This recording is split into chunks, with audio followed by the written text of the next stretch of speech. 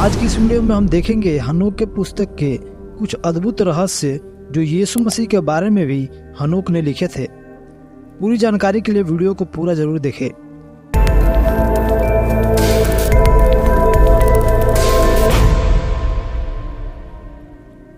दोस्तों, बाइबल में सुसमाचार की किताबों में जो हम यीशु मसीह के विषय में पढ़ते हैं, हनोक ने भी कई बातें अपनी पुस्तक में वर्णन किया था।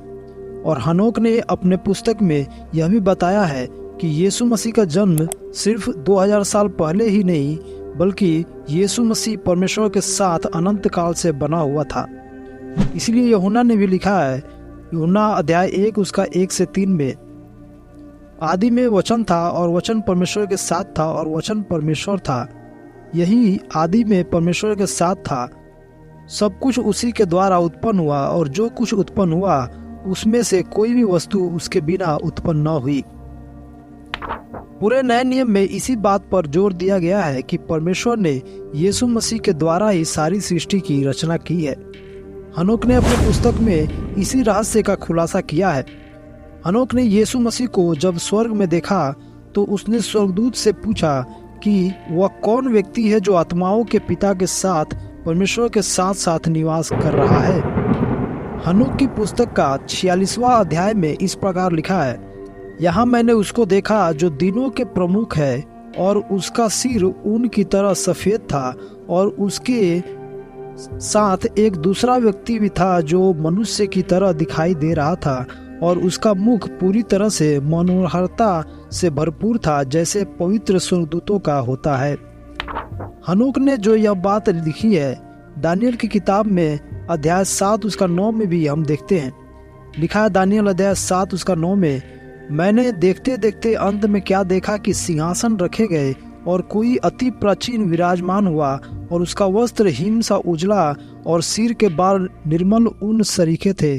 उसका सिंहासन अग्निमय और उसके पहिए धधकती हुई आग के से देख पड़ते थे। यहाँ पर हम देखते हैं कि दानियल और हनोक दोनों एक ही बात बताते हैं कि उन्होंने एक अति प्राचीन यानी परमेश्वर को देखा जिसका सर का बाल ऊन के समान सफेद था। हनोक ने एक और बात बताया कि उस अति पवित्र के साथ एक दूसरा व्यक्ति भी था जो मनुष्य की तरह दिखाई दे रहा था और उसका मुख पवित्र स्वर्गदूतों का साथ दिखाई दे रहा था। आगे हनोक लिखते हैं अध्याय 46 उसका 2 में, और मैंने एक स्वर्गदूत से पूछा जो मेरे साथ चला था और मुझे सारे भेद दिखा रहा था, इस मनुष्य के पुत्र के विषय में वह कौन है और किस स्थान से है और दिनों के प्रमुख के साथ क्यों गया है। हनोक ने यहाँ पर एक ऐसा रहस्य का खुलासा किया है जो हम मसीहियों के लिए जानना बहुत ही जरूरी है।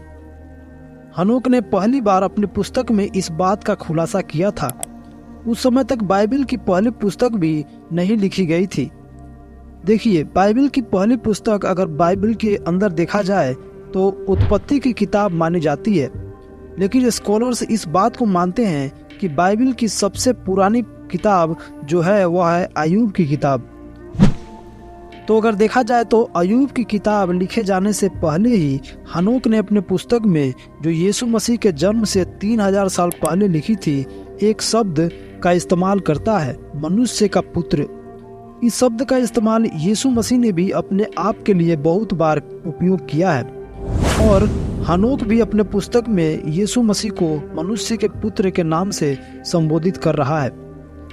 दानियल ने भी इसी बात को अध्याय 7 उसका 13 में बताया है, मैंने रात में स्वप्न में देखा और देखो मनुष्य के संतान सा कोई आकाश के बादलों समेत आ रहा था और वह उस अति प्राचीन के पास पहुंचा और उसको वे उसके समीप लाए। यहाँ पर हम देखते हैं कि दानियल ने भी यीशु मसीह को मनुष्य के पुत्र के रूप में बताया है, लेकिन अद्भुत बात यह है कि हनोक ने इसके कई साल पहले ही इस बात को लिख दिया था कि उसने मनुष्य के पुत्र के स्वरूप एक मनुष्य को देखा जो यीशु मसीह को संबोधित किया गया था।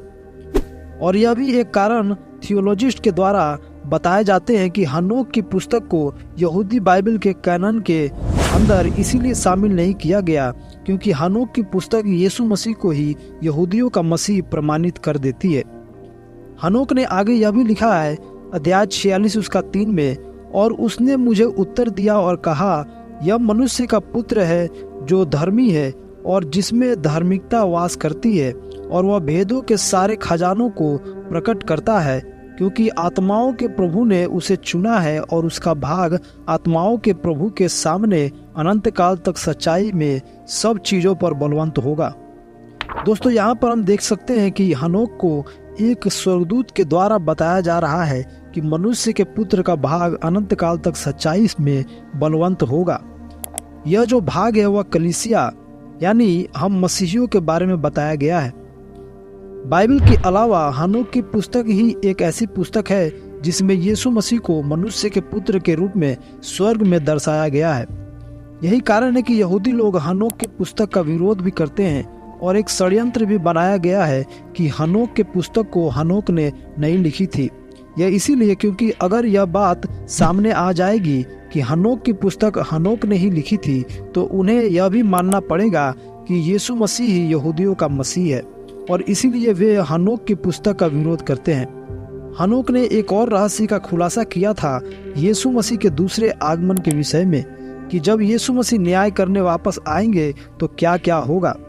लिखा है अध्याय 46 उसका 4 और 5 में, और यह मनुष्य का पुत्र जो तूने देखा है वह राजाओं और सामर्थियों को उनके स्थान से उठा देगा और बलवंतों को उसके सिंहासन से और सामर्थियों के बंधनों को ढीला करेगा और पापियों के दांत तोड़ डालेगा, और वह राजाओं को उनके सिंहासनों और उनके राज्य से निकाल देगा, क्योंकि उन्होंने उसको ऊंचा नहीं उठाया न उसकी स्तुति की, और जब राज्य उनको दिया गया तब नम्रता से नहीं माना। दोस्तों, यहाँ पर हम देख सकते हैं कि जो बातें हम बाइबल के अंदर पढ़ते हैं यीशु मसीह के आगमन के बारे में, हनोक को भी स्वर्गदूत ने बताया था कि मनुष्य का पुत्र यानी यीशु मसीह जब वापस आएगा तब सारी प्रधानताओं और अधिकारों का अंत करके वह राज्य को पिता परमेश्वर के लिए तैयार कर देगा और राज्य को पिता परमेश्वर के हाथ में सौंप देगा। यीशु मसीह जब आएगा तो बहुत ही क्रोध के साथ आएगा, क्योंकि उसने जो बलिदान दिया उसके ऊपर लोगों ने विश्वास नहीं किया। साथ ही साथ इस संसार में इतना पाप बढ़ गया कि मरे हुओं की आत्माओं की आवाज़ स्वर्ग के फाटक पर जाके चिल्ला रही है। उसके लोग रो रहे हैं और पुकार रहे हैं, और इसीलिए यीशु मसीह इतने क्रोध में आएगा कि सारे पापियों को दंड दे और सारी प्रधानता और अधिकारी का न्याय करेगा। अध्याय 46 उसका 7 में हनोक बताते हैं, और ये वे थे जिन्होंने स्वर्ग के तारों का न्याय किया और सर्वोच्च के विरुद्ध अपने हाथ उठाए और पृथ्वी को कुचला और उस पर वास किया। उनके सारे कार्य दुष्टता के थे, उनकी शक्ति उनके धन में थी और उनका विश्वास उन ईश्वरों में था जिनको उन्होंने खुद अपने हाथों से बनाया था। उन्होंने आत्माओं के प्रभु के नाम का इनकार किया था। यहाँ हमने देखा कि जो लोग परमेश्वर के खिलाफ हाथ उठाए, यानी परमेश्वर के चुने हुए लोग जो इस पृथ्वी के ऊपर कलीसिया के खिलाफ, उन लोगों ने अपने हाथ उठाए। आज यदि कलीसिया के ऊपर कोई हाथ उठा रहा है तो जान ले कि वह कलीसिया के ऊपर ही नहीं बल्कि परमेश्वर के खिलाफ हाथ उठा रहा है। और हमारा परमेश्वर प्रेम भी करता है और वह भस्म कर देने वाली आग के समान भी है। इसीलिए ऐसे लोग सतर्क हो जाए जो कलीसिया के ऊपर, विश्वासियों के ऊपर हाथ उठाते हैं, क्योंकि वह एक भस्म कर देने वाली आग के अंदर अपने हाथ को डाल रहे हैं जो तुरंत ही भस्म कर सकता है। तो दोस्तों, जब यीशु मसीह वापस आएंगे तब सारे लोगों का न्याय करेंगे, और यह जो हमने अभी देखा यह सब हनोक की पुस्तक में पहले ही वर्णन कर दिया गया था। अगर देखा जाए तो कितना अद्भुत बात है कि परमेश्वर ने हनोक को यीशु मसीह के जन्म से 3000 साल पहले ही यीशु मसीह के दूसरे आगमन के बारे में भी दर्शन दिखा दिया था, जो अब हम बाइबल में भी देख सकते हैं।